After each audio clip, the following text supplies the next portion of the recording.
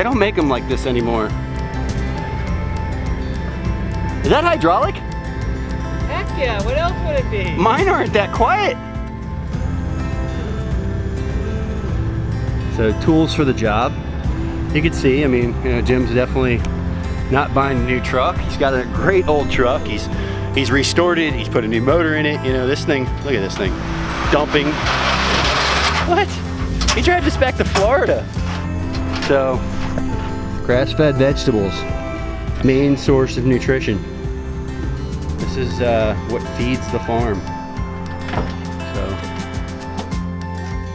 this blends in with the grass so well you can barely even tell there's a pile here. But there's a little mountain. Well, I wanted to show you. Scratch and stiff. About them romaines? Yeah.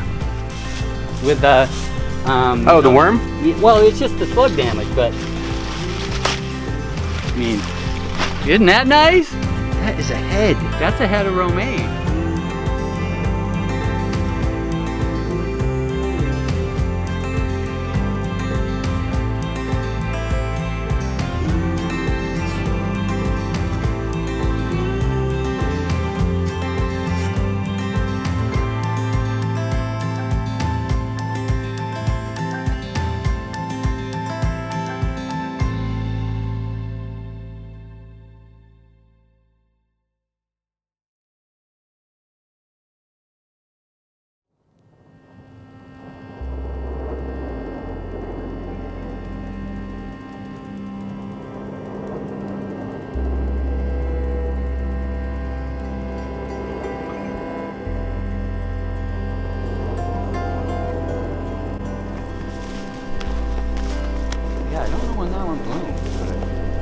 We cut it back so hard, I think probably again.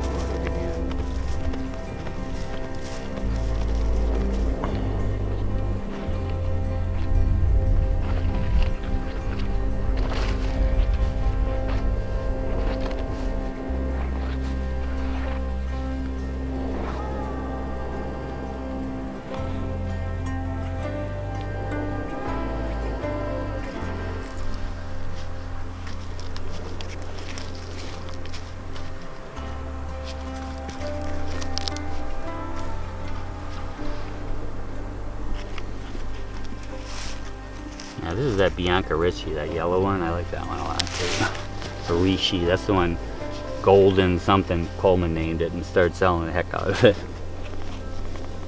Kind of like the snow apple. I love changing that name. You've kind of found your varieties on lettuce that you like the most? Huh.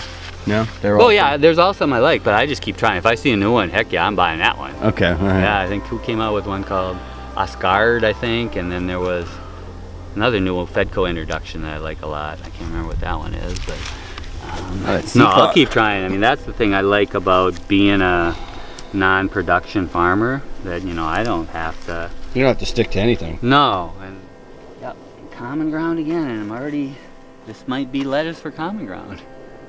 You know, and that is, what, 6 weeks away. You sell veggies there? No, it's an incredible experience, Pete, as the years Oh, you bring have gone food by. to share. So, you know, I think 4 or 5 years ago I brought a big bag of lettuce and something, and they gave me a meal ticket, right? Because they feed all, I think they've got 2,000 volunteers for that event. I think I remember you telling me about right, this. and so they have to feed them 3 times a day. You know, that's part of your volunteer effort. You get a meal ticket and you come in, and so last year I had all these beautiful onions. You know, I took more of the smaller ones. I think I took like a, you know, a whole like 50-pound bag of onions to there. You know, I walk in the door and hand them to it. Oh, great, awesome. So, and then they give me a meal ticket for the whole fair. So, well, I'm there and I'm staying at the fair for 5 days. So 3 of those days I get breakfast, lunch, and dinner for bringing those onions. Is it a 3-day fair? It's a 3-day fair. Oh, you just get there 2 days extra? Well, I get there early to help Carol set up Site Supply. Okay. And then, you know, I don't like driving home in the dark, so Sunday I'll just sleep over, you know, and, you know, hang out and kind of even, I've never done the cleanup, but Carol does that, helps, you know, because it's a big cleanup mess after on Monday. So yeah, I'm taking, it's like my end of the season party, and I just kind of am enjoying that more and more every year. Yeah, I like it. And the more remote I feel the better it seems like I feel. You know, I'm really disconnected from technology here, whereas in Florida, you know, I walk in the house and look at the internet, you know, probably 10 times a day as I pass it. Yeah, that's a complete opposite there. Check You my mail, check, you know. live in a town with 800,000 people. Right. Oh, where this, what, the whole county has, what, 80,000? I don't even think so. I think you're talking 30, Pete. Whoa. I don't know that. That might be a bit of a dream. I think 80 sounds more likely, but I don't know. I remember that number. I think each sport used to have 5,000 people. I think right now they're like maybe 1,200. Yeah, see, this is where in Florida I would have got twice as many with that grid. But, you know, I might end up letting these go the full head size and take them to common ground, so we'll see. And this would just get donated to the food kitchen and it's part of your work trade or food trade? Okay. You know, I'm starting to really try to tune into that thing we were talking about, the Scotneering thing with, you know, balancing your day with 4 hours of bread labor, 4 hours of labor, you know, time to yourself, and 4 hours for community. So, you know, if I look at that this way, this would be, you know, I'm gardening for common ground, you know, a donation. So this is some of my 4-hour community time.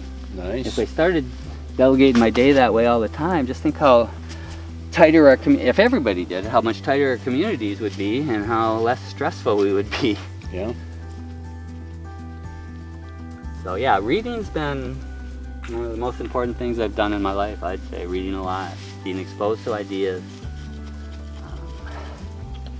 You know, I think in the indigenous cultures that was all the stories, you know, because, you know, they just sat around and told stories. And we were sitting there cleaning garlic down by the water, beautiful day, cool wind off the water, and we're thinking, you know, I bet this is what, you know, indigenous peoples did. They just hung around. We were telling stories about how we do things, this and that. You know, just so mellow and nice. And in Florida, you got the mulch. Here you have the hay. Yeah. Two both organic, kind of fertility concentration. Smell of life, yeah. Method. Everybody's looking for that, you know, that one there, that I can't remember what the that video that's the one that you do this around. and you drop it in. Yeah. I mean, it's cool, but I don't think it would work in this system. But you know, that farm hack website, we could start developing something that would, you know, and you know, maybe we go faster. But I think there's something to be said for slowing down, you know, because it limits production to a point, and you know, maybe that's a good thing sometimes. Slow is better, huh? You know, we're always talking slow food, slow money. That's the way to start thinking about things. Let's call this slow farming, or like Fukuoka would call it, natural farming. Yeah, I need to slow down. I'm Mr. Go, go, go. You can't help it, Pete. It's built into you, but you know, if you can have a balance in a partner, that'll help you out a lot. And I'm seeing that when I'm seeing you guys, you and Melissa working together. So I'm wired that way, huh? Yeah, you are, and I think I am. You can modify it, but I don't think you'll change it. Just value what it does for you. You get a lot of stuff done. Take what I can get.